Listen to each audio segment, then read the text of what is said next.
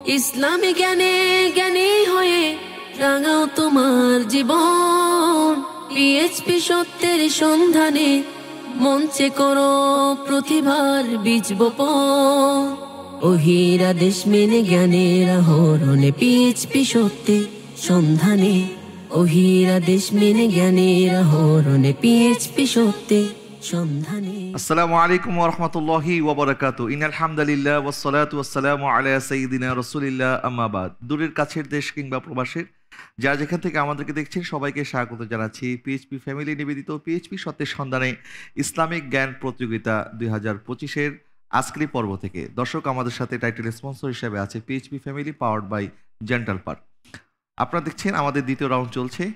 আজকে ওসমানী গ্রুপের 6 জন প্রতিযোগী ইনশাআল্লাহ তাআলা আযাওয়াজাল কিছুক্ষণের মধ্যেই মঞ্চে আসবে। আজকের এই পর্ব থেকে 4 জন প্রতিযোগী চলে যাবে আমাদের সাথে কোয়ার্টার ফাইনালে। 2 জন প্রতিযোগী আমাদের কাছ থেকে বিদায় নেবে। আসুন আমরা আমাদের আজকের পর্ব শুরু করার প্রারম্ভে পরিচিত হয়ে আসি আমাদের অতিথিদের সাথে এবং আমাদের দর্শক সাথে যারা বসে আছেন তাদের সাথে। আমি পরিচয় করে দিচ্ছি। আমাদের সাথে আছে বিশিষ্ট নাতখা শাহের মোহাম্মদ মহিউদ্দিন তানভীর এবং নাতখা মোহাম্মদ শহীদুল ইসলাম। আমাদের সাথে আছে আমাদের পিএইচপি সত্যের সন্ধান ইসলামিক জ্ঞান প্রতিযোগিতার আমাদের বিগত সিজনগুলোর ফাইনালিস্ট যারা এবং আমাদের মডারেটর, আমাদের নির্বাচিত দর্শকবৃন্দ, আপনাদের সবাইকে স্বাগত জানাচ্ছি আমাদের আজকের এই পর্বে। দর্শক, আমি আমাদের 6 জন প্রতিযোগীকে ডেকে নেওয়ার পূর্বে চলুন আমরা একটি নাত রাসূল সাল্লাল্লাহু আলাইহি ওয়াসাল্লাম শুনে আসি। আর নাত রাসূল সাল্লাল্লাহু আলাইহি ওয়াসাল্লাম পরিবেশন করার জন্য আমাদের মঞ্চে আসছেন ক্ষুদে শিল্পী মোহাম্মদ আহমদুল্লাহ ত্বকী। মঞ্চে আসছে আহমদুল্লাহ ত্বকী।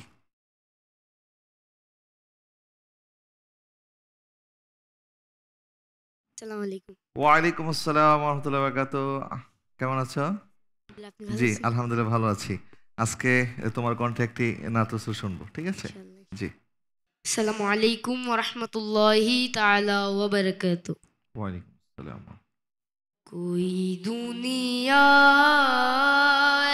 आता मैं नहीं हमता तेरा वो जो हातिम को मुयस्सर है नज़ारा तेरा कोई दुनिया ए अता मैं नहीं हमता तेरा हाके उठे दे खिक बख्शीश मैं ये रुतबा तेरा वाह क्या जो करम है शाहबत हा तेरा नहीं सुनता ही नहीं मांगने वाला तेरा कोई दुनिया ए अता मैं नहीं हमता तेरा कुछ बशर हो उनकी नाते तुझे खुद सा जाने और कुछ महज प्यामी है खुदा का जाने इनकी औकात ही क्या है कि ये इतना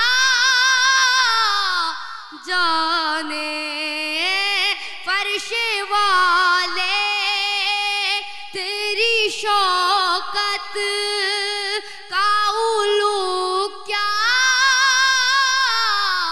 जाने कुछ रवा अर्श पे उड़ता है परेरा तेरा कोई दुनिया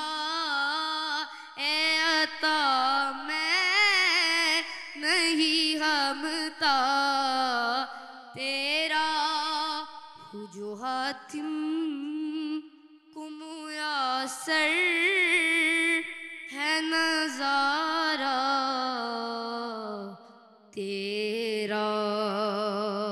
अस्सलामु अलैकुम व रहमतुल्लाहि व बरकातुहू। ওয়ালাইকুম আসসালাম ওয়া রাহমাতুল্লাহি ওয়া বারাকাতুহু। মাশাআল্লাহ মাশাআল্লাহ, অনেক অনেক ধন্যবাদ সুন্দর নাত রাসূলটি আমাদেরকে শোনানোর জন্য। আপনাকে ধন্যবাদ। পিএইচপি সত্যি সন্ধানে। দর্শক, আমরা শুনলাম পবিত্র নাত রাসূল সাল্লাল্লাহু আলাইহি ওয়াসাল্লাম। এই পর্যায়ে আমি ডেকে নিচ্ছি ওসমানী গ্রুপের 6 জন প্রতিযোগীকে। আপনারা সবাই মঞ্চে চলে আসুন।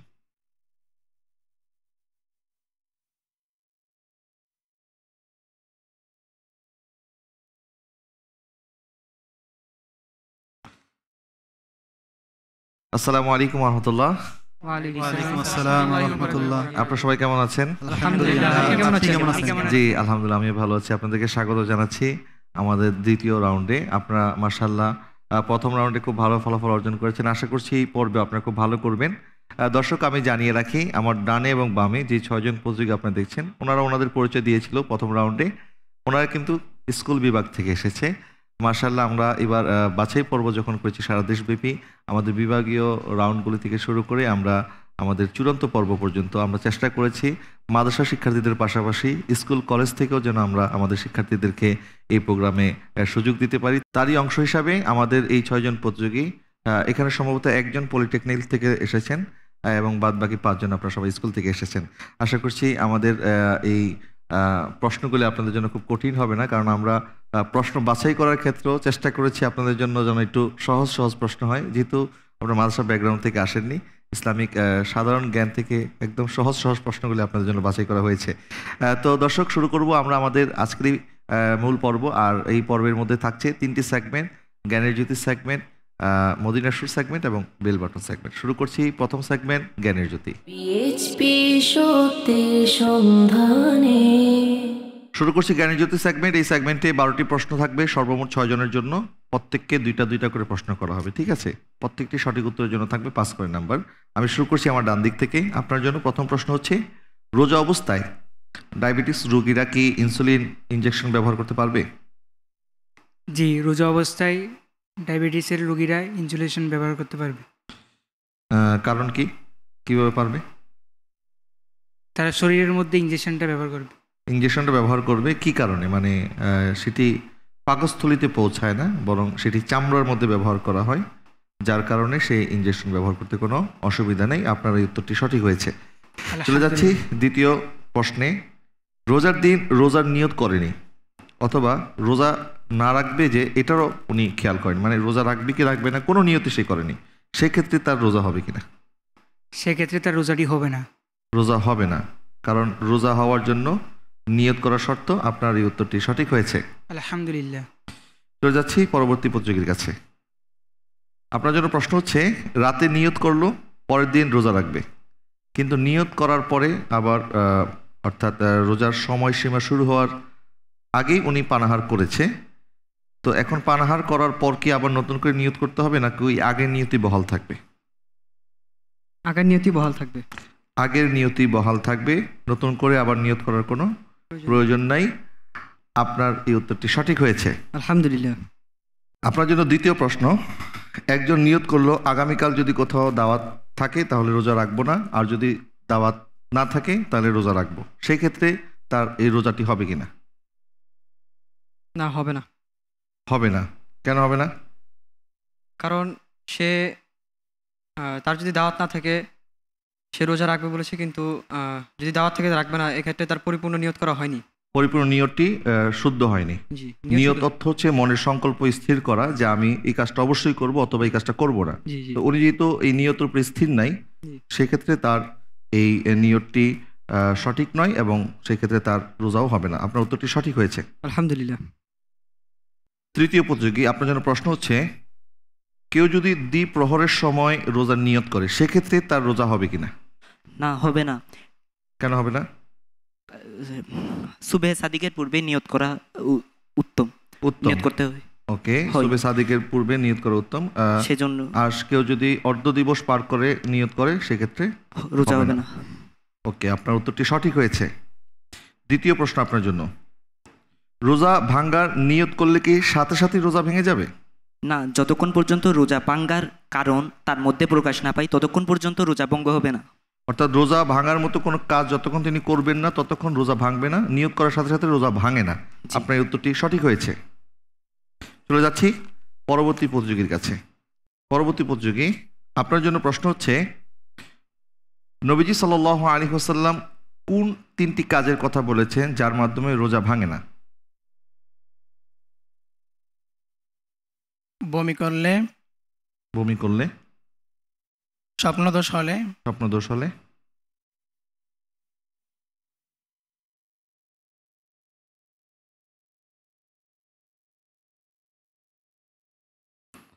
দুঃখিত আপনাকে আর সময় দেওয়া যাচ্ছে না। 1 নম্বর হচ্ছে সিঙ্গা লাগানো, 2 নম্বর বমি করা, 3 নম্বর স্বপ্নদোষ হলে।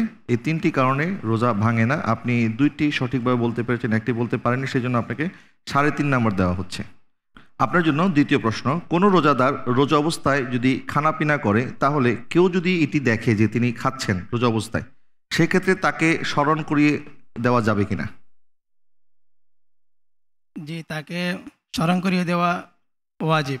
তাকে স্মরণ করিয়ে দেওয়া ওয়াজিব। আর যদি তাকে স্মরণ করে দিলে সে অসুস্থ বা তার কোনো ক্ষতি হবে এরকম হলে তাকে স্মরণ করিয়ে দেওয়া লাগবে না।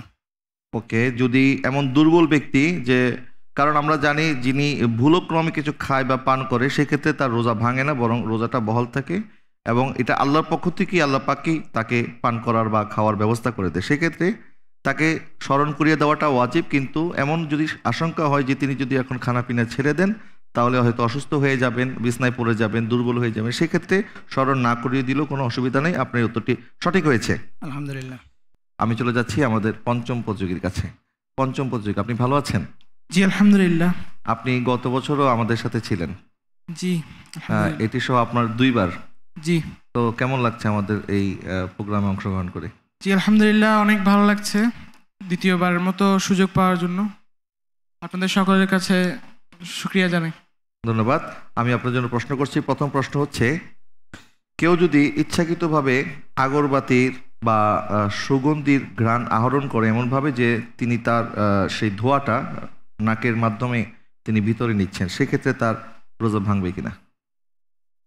আর রোজা ভঙ্গ হবে না। রোজা ভঙ্গ হবে না।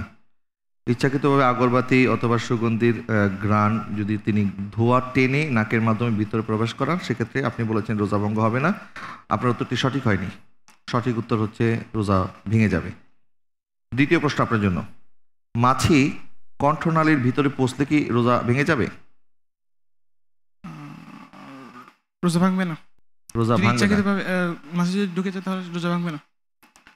ভাঙবে না। রোজা ভাঙবে না।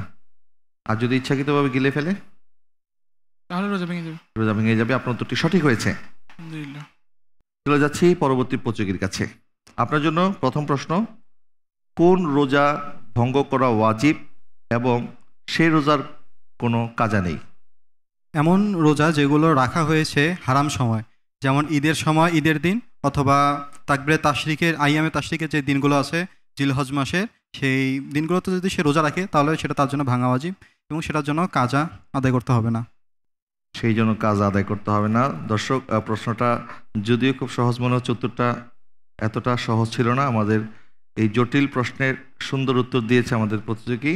অর্থাৎ আইয়ামে তাশরিকের দিন অথবা ঈদের দিন কেউ যদি রোজা রাখে, যেই দিনগুলিতে রোজা রাখা হারাম, সেই দিনগুলিতে যদি সে নফল রোজার নিয়ত করে রোজা রাখে তাহলে সেক্ষেত্রে তার রোজা ভেঙে ফেলা ওয়াজিব এবং সেই রোজা পরবর্তীতে আদায় করতে হবে না। আপনার উত্তরটি সঠিক হয়েছে। আপনার জন্য দ্বিতীয় প্রশ্ন হচ্ছে, যেদিন কেউ সফরে রওনা হবে সেদিন রোজা না রাখা কি জায়েজ আছে? জি, কিন্তু তিনি যদি সকালবেলা রওনা হন তাহলে ওনাকে রোজা নিয়ত করে রোজা রাখতে হবে এবং অবশেষে যদি তিনি সফরের ধকল সহ্য করতে না পারে তাহলে ভাঙতে পারবে। অর্থাৎ তিনি যদি আপনার দিনের বেলা রওনা হয়ে যান, জি, তাহলে রোজা রাখতে হবে। জি। আর যদি সুবহে সাদিকের আগেই উনি রওনা হন তাহলে ওনাকে সেদিন রোজা থাকতে হবে, রোজা রাখতে হবে না। আপনার উত্তরটি সঠিক হয়েছে, আলহামদুলিল্লাহ। তবে এখানে আরেকটি বিষয় দর্শক আমি জানিয়ে রাখি, যদি কেউ সফরে বের হয়েছেন কিন্তু উনি ওই দিন রোজা রাখেননি, আমরা জানি যে রোজা যদি কেউ ইচ্ছাকৃতভাবে ছেড়ে দেয় সেক্ষেত্রে তার জন্য কাজা কাফারা যেভাবে ওয়াজিব হয় ওনার জন্য সেভাবে ওয়াজিব নয়, যেহেতু উনি মুসাফির হয়ে গেছেন, যদিও দিনের প্রথম সময় উনি মুসাফির ছিলেন না, তবে সেক্ষেত্রে ওনাকে শুধুমাত্র কাজাটা আদায় করতে হবে, কাফারা দিতে হবে না। আমাদের প্রতিযোগী সঠিক উত্তর দিয়েছে। আমরা চলে যাচ্ছি আমাদের দ্বিতীয় সেগমেন্ট মদিনা সুর সেগমেন্টে। পিএইচপি সত্যের সন্ধানে। শুরু করছি মদিনা সুর সেগমেন্ট। এই সেগমেন্টের নিয়মটি হচ্ছে আমি আপনাদেরকে প্রথম লাইন বলে দেব, দ্বিতীয় লাইনটি আমাদেরকে বলতে হবে, ঠিক আছে? দ্বিতীয় লাইনটি যদি সঠিকভাবে বলতে পারেন তাহলে পূর্ণ 5 নাম্বার পেয়ে যাবেন ইনশাল্লাহ। আমি শুরু করছি আমার ডান দিক থেকে। আপনার জন্য প্রথম প্রশ্ন হচ্ছে, আছি গো ডুবে আমি পাপিরি সাগরে। দ্বিতীয় লাইন কি?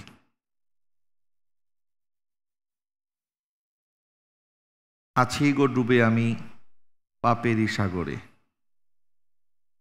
কি জবাব দিব আমি রোজ হাসরে। কি জবাব দেব আমি রোজ হাসরে। আপনার এই উত্তরটি সঠিক হয়নি, সঠিক উত্তরটি বলে দেন। না জানি কি হবে ওপারে হাসরে, তোমারি সুপারিশ বিনে, তোমারি সুপারিশ বিনে কেমনে হব পার কবরে হাসরে, কি হবে আমার কবরে হাসরে, কি হবে আমার। আপনি উত্তরটি বলতে পারেননি, আপনি নাম্বার পাচ্ছেন না। দ্বিতীয় প্রশ্ন আপনার জন্য, লাওয়া রব্বিল আরশ জিসকো জো মিলা উনসে মিলা। পরের লাইনটাই। बांटती है नियामत की रसूलुल्लाह। बांटती है बांटती है नियामत रसूलुल्लाह की। बांटती है बांटती है कौनैन नियामत रसूलुल्लाह की। बांटती है कौनैन में नेमत रसूलुल्लाह की। ला रब्बिल अर्श जिसको जो मिला उनसे मिला। ला रब्बिल अर्श जिसको जो मिला उनसे मिला। बटती है कौनैन में नेमत रसूलुल्लाह की। अर्श हक है मसनदे रिफ़ात रसूलुल्लाह की। देखनी है हश्र में इज्जत रसूलुल्लाह की। মাশাআল্লাহ, আপনি ঠেকতে ঠেকতে মাশাআল্লাহ সঠিক জায়গায় পৌঁছে গেছেন। শুভকামনা আপনার জন্য। আমি চলে যাচ্ছি আমাদের তৃতীয় প্রতিযোগীর কাছে। প্রস্তুত আপনি? ঠিক আছে, আপনার জন্য আমি প্রথম লাইনটি বলে দিচ্ছি। মদিনা শরীফের মাটি চোখে মুখে বুকে মাখিও।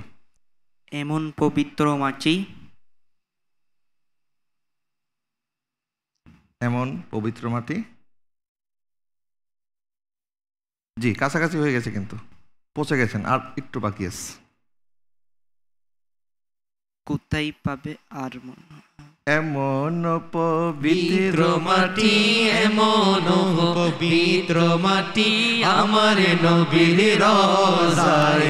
তোমরা যদি যাও গো মদিনা, মদিনা মদিনা, তোমরা যদি যাও গো মদিনা। তো সালাম গো আমার দরুদ সালাম গো আমার কয় নবী মুস্তাফা, তোমরা যদি যাও গো মদিনা। আপনি যদি শুধু আমার নবীর রওজা এতটুকু বলতে পারতেন তাহলে পরিপূর্ণ নাম্বার পেতেন। অর্ধেক বলেছেন, আপনাকে 2.5 নাম্বার দেওয়া হচ্ছে। পরবর্তী প্রতিযোগী আপনার জন্য প্রথম লাইন হচ্ছে, নূরের উজ্জ্বল চেহারা তোমার দেখিলে হারাম দোজকের নাম। পরের লাইনটা কি?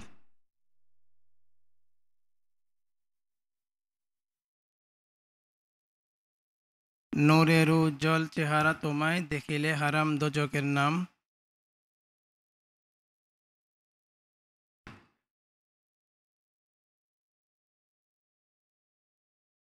সাড়া দাও রসুল সারা দাও রসুল। সারা দাও রসুলুল। জি, তুমি কবে দিবে মুলাকাত, ডেকে নিবে আমারে, ডেকে লো রাসূলুল্লাহ,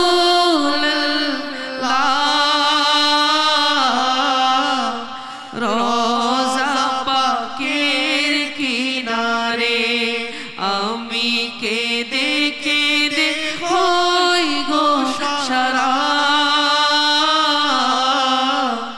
ধন্য করো দিদারে।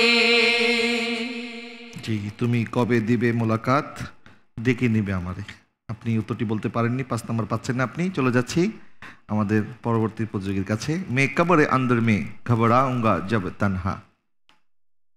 मैं कब्र अंधेरी में जब घबराऊंगा जब तन्हा, इमदाद मेरी करने आ जाना रसूल अल्लाह। मैं कब्र अंधेरी में घबराऊंगा जब तन्हा, इमदाद मेरी करने आ जाना रसूल अल्लाह, इमदाद मेरी करने आ जाना रसूल अल्लाह, रोशन मेरी तुर्बत को लिल्लाह हज़ारा करना, जब वक्त नज़र आए आका, दीदारे आता करना, दीदारे आता करना। আপনার উত্তরটি সঠিক হয়েছে, মাশাআল্লাহ। দর্শক, আমরা আমাদের সর্বশেষ প্রতিযোগীর জন্য প্রথম লাইনটি হচ্ছে, আদি পিতা আদম যখন মুসিবতে পড়ে। আদি পিতা আদম যখন মুসিবতে পড়ে। দ্বিতীয় লাইনটি কি?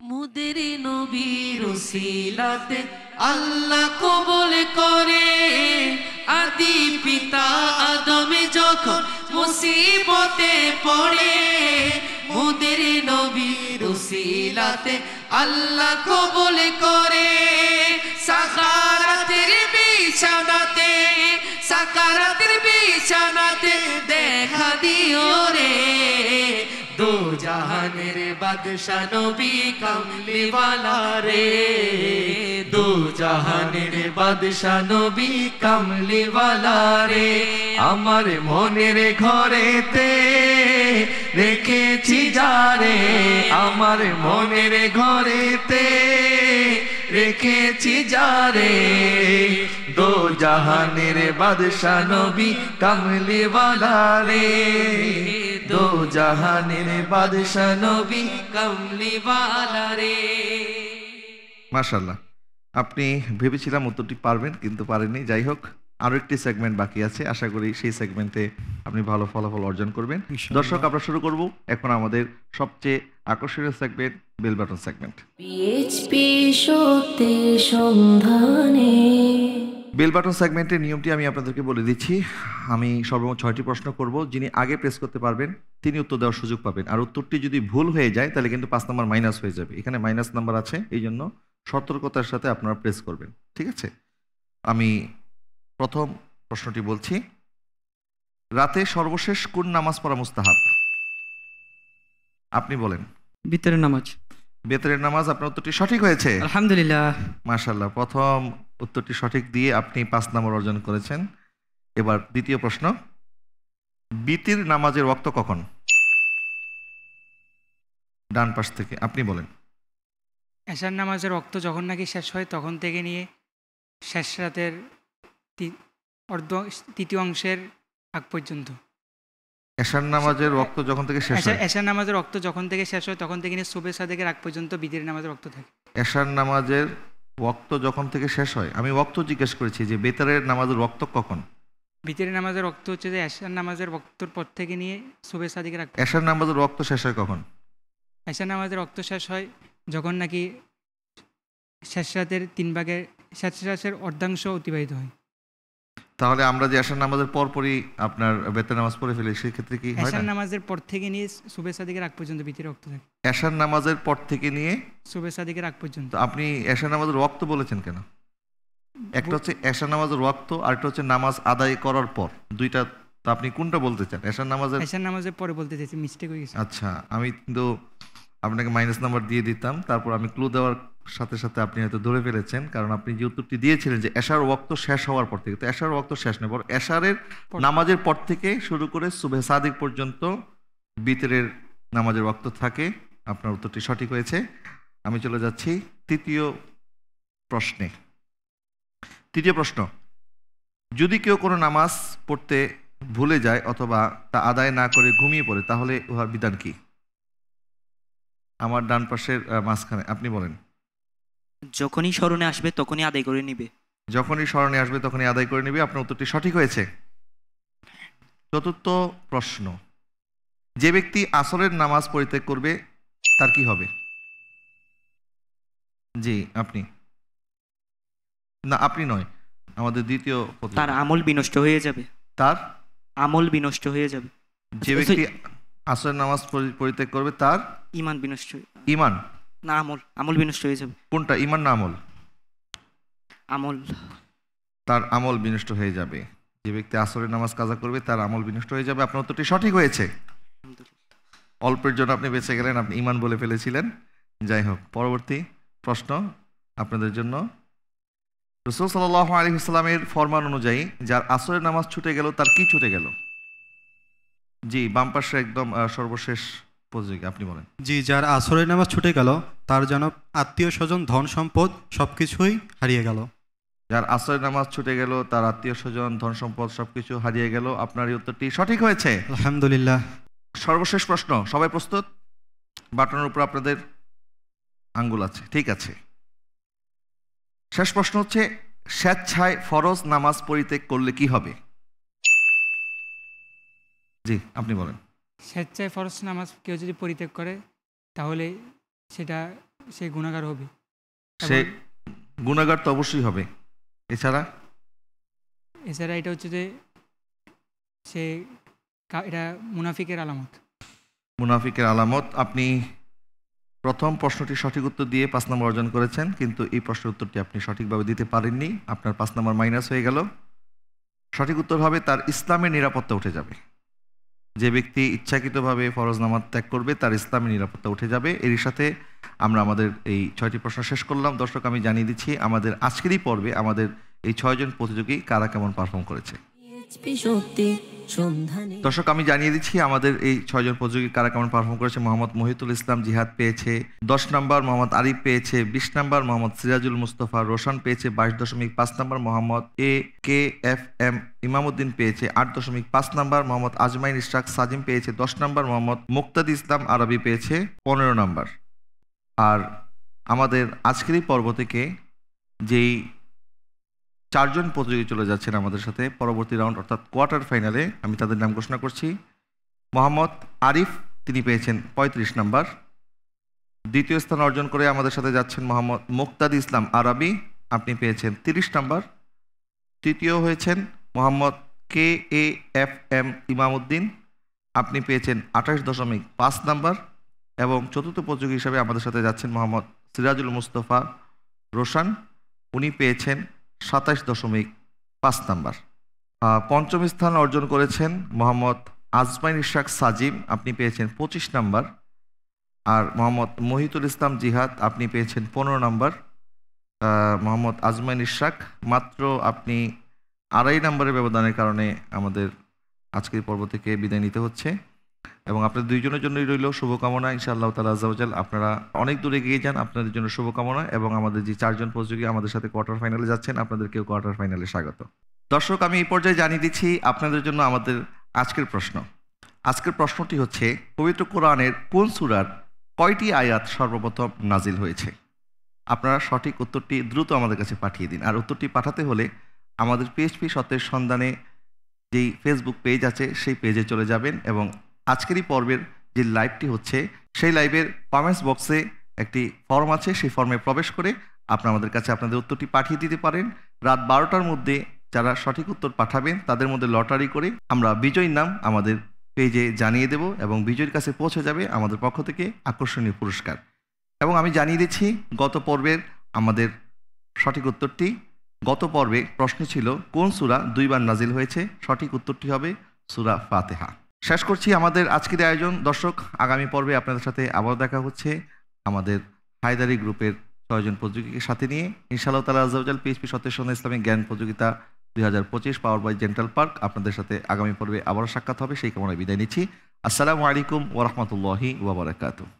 আঁকড়ে ধরো ইসলামের শাখা প্রশাখা মনে প্রাণে, ওহিরা দেশ মেনে জ্ঞানের আহরণে পিএইচপি সত্যের সন্ধানে, ওহিরা দেশ মেনে জ্ঞানের আহরণে পিএইচপি সত্যের সন্ধানে।